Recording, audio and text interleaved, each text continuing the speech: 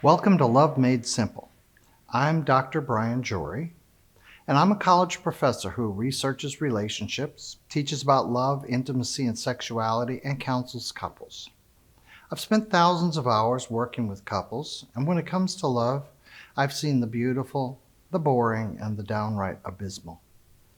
Relationships can be complicated, of course, and every relationship is complicated in its own way.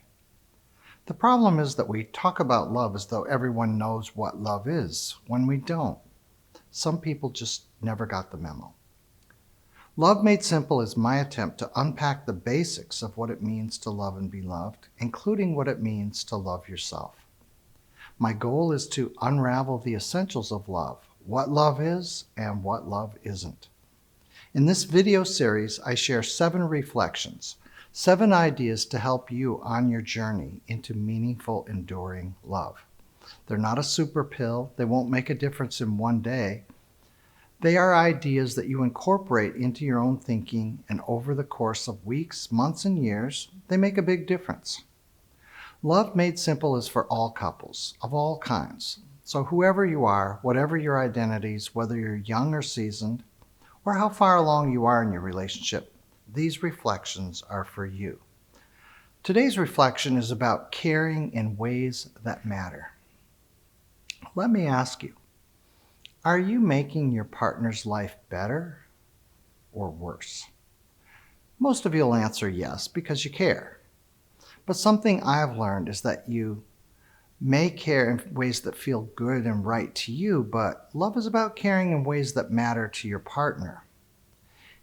If you've ever taken care of someone, a child, a frail person, someone who is ill, challenged, or struggling with a condition or concern of any kind, and for your sake, I hope you have, then you know that caring is not a walk in the park. It's hard. It takes time and energy. You have to stay focused. You might have to let go of some things that you'd like to do for yourself and do some things strictly because they meet the needs of the person you're caring for. Real care can be physically and emotionally draining. It takes some serious want to. It doesn't happen by accident. Caring is the work of love. Let me say that again. Caring is the work of love. Because on top of carrying your own weight, you're also carrying the weight of someone else, someone who has needs and desires that aren't necessarily your own. When we love, we promise to do the work, to carry the weight. Sure, care is transactional, right? You scratch my back, I'll scratch yours. Give and take. I give some, I take some, and so do you. In fact, rarely is caring perfectly balanced between two people. Some individuals are stronger and some are just better at it. You may be one of those people tuned into the needs of your partner fairly naturally. It's programmed in your genes. Your life experiences make you more sensitive to the thoughts and feelings of others.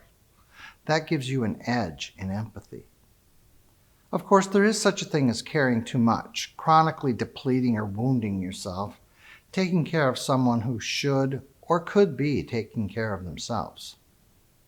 On the other side, there are people who give little to their partner but pain and misery. They literally could not care less. I doubt you're one of those people, because if you were, you probably wouldn't bother to watch this video. Then there are the situations where life is not fair. When you promise to take care of someone, you're talking about a moving target. Like it or not, love is for better or worse, richer or poorer, in sickness and in health. The unthinkable diagnosis, accident, or natural disaster doesn't always happen to someone else. In fact, most couples have an imbalance. One cares a little more than the other, one cares a little less.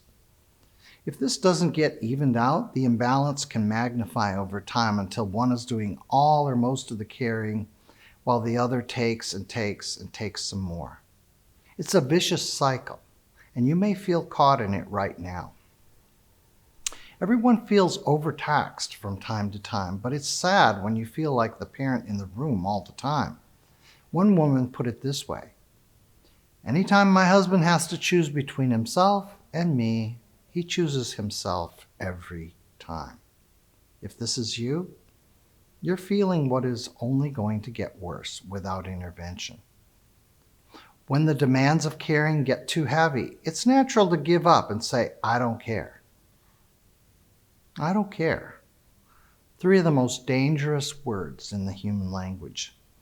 It's a sign of desperation, and desperate people don't care who gets hurt. I don't care often signals the end of love because not caring is tantamount to the death of love. Consider this scenario. You come home on a Friday evening tired and exhausted. It's been a rough week of push and shove in the office. You feel like you just hiked across Death Valley in the summer. You're pushed to the limit and you're ready for a little me time. You get all comfy in those holy, cozy pajamas you've been nursing since you were in college, and you think you're going to veg in front of Netflix all weekend. Then your partner throws you into a tailspin. Your partner has the flu. The flu can get nasty. And your first thought is, I told you to get a flu shot and you refuse to listen. And that thought keeps playing over and over in your head.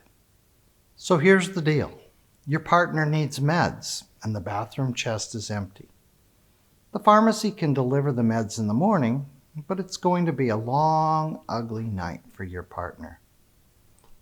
Your partner needs you now, and you are teetering on the edge yourself. Here you are, faced with need and pain, and you have to make a choice. Do you tell your partner to brave it through the night and the pharmacy will deliver meds in the morning? Or will you put your clothes back on and head to the pharmacy? To care or not to care? That is the question. There's no law that says you have to care.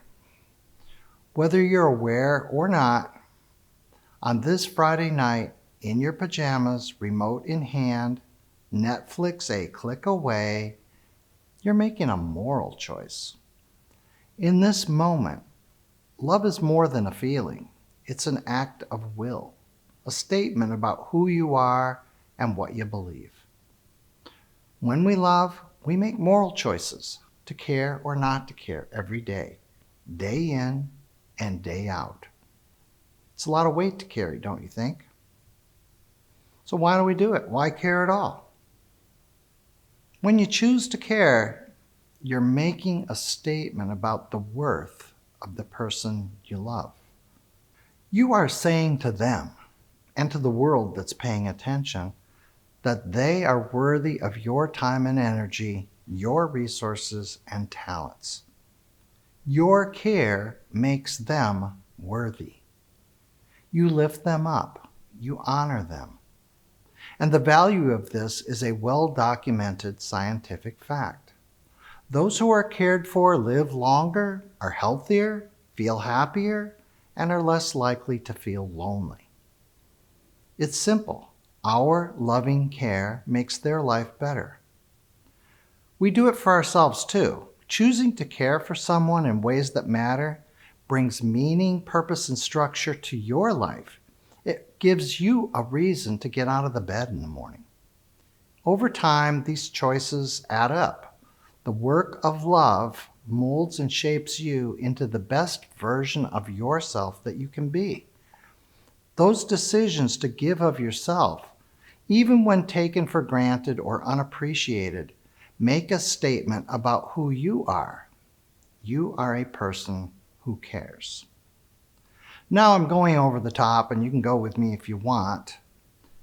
I believe that when we choose to care, you, me, the woman at work or the guy next door, anyone walking this planet, when we choose to care, we make a statement about all of us, about the human race. Any act of care and compassion defines what is possible for the rest of us. And it bears saying that anyone who turns their back on pain, worry, or suffering makes a statement about the rest of us too. Love is the answer, and care is the method. But this isn't an abstract, new agey thing. It's real. Physicians, nurses, psychologists, and social workers see the beauty and benefits of love and care every day. Check out any hospital, clinic, or treatment center anywhere in the world, and you will see it. Those sacrifices you make on a Friday night when you're tired and spent and you go to the pharmacy anyway may only show up as a tiny blip on the radar of world events. But there are billions of blips every day, and they make the world a better place for all of us. I hope this reflection of Love Made Simple is helpful to you, and you will take the time and make the effort to see it through. There are 7 videos in this series, so check out the others. Follow me on Facebook or Instagram, or if you want a transcript of this video, visit my website at brianjory.com. Remember that love is simple, even when we make it complicated.